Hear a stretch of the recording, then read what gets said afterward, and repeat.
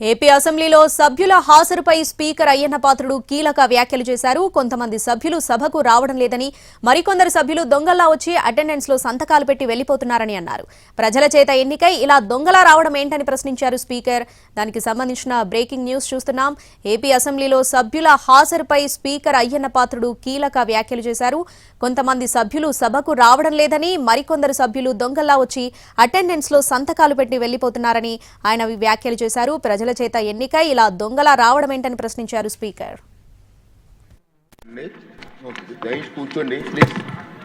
ఇక్కడ సభలో ప్లీజ్ ఏమండి, సభలో చాలా మంది సీనియర్ నాయకులు ఉన్నారు. ఇక్కడ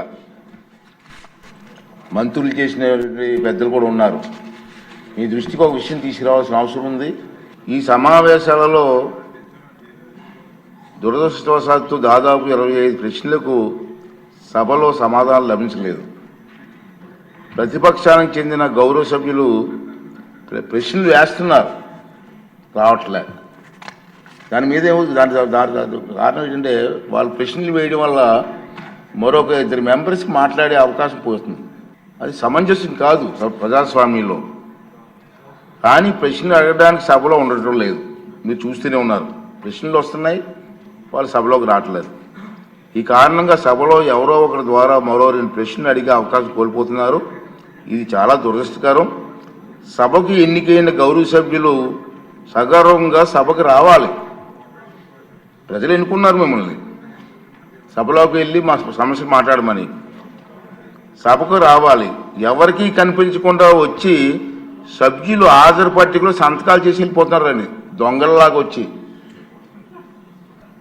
మీరు గౌరవ సభ్యులే, ప్రజలు ఎన్నుకున్నారు, మీరు ఎమ్మెల్యేస్. దొంగల్లాగా వచ్చి సంతకాలు పెట్టవలసిన అవసరం ఇచ్చింది కర్మ. ఒకసారి ఎమ్మెల్యేగా గౌరవప్రదమైన దీంట్లో ఉండి హాజరు పట్టికలో సంతకం చేసి సభకు ఆ మొహం చాటేయడం వారికి గౌరవాన్ని తగ్గించిందే తప్ప పెంచదని చెప్పి నా తాలూకు అభిప్రాయం. వీరిలో ముఖ్యంగా నా దృష్టికి వచ్చింది వై బాలనాగిరెడ్డి గారు, తాటిపర్తి చంద్రశేఖర్ గారు, రేగం లింగం గారు, మత్స్యలింగం గారు, విరూపాక్ష గారు, మత్స్యరాజ విశ్వేశ్వరరాజు గారు, ఆగిపాటి అమర్నాథ్ రెడ్డి గారు, దాసరి సుధ గారు. మనం చూసాం.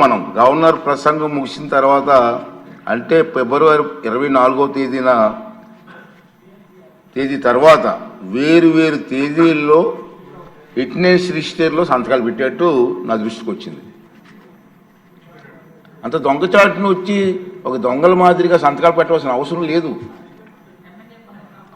కానీ వారు ఎవరు కూడా నాకు సభలో కనిపించలేదు. సంతకాలు ఉన్నాయి కానీ సభలో కనిపించారండి మీకు ఎవరికన్నా? నాకైతే కనిపించలేదు. ఇది ఎంతవరకు సమంజసం వారే నిర్ణయించుకోవాలి. మనల్ని ఎన్నుకున్న ప్రజలు మనం ఆదర్శంగా నిలవాలి తప్ప ప్రజలకి, మీకు ఓట్లేసిన ప్రజలకి తలవంపులు తెచ్చేలే ప్రవర్తించకూడదని చెప్పి నా అభిప్రాయం.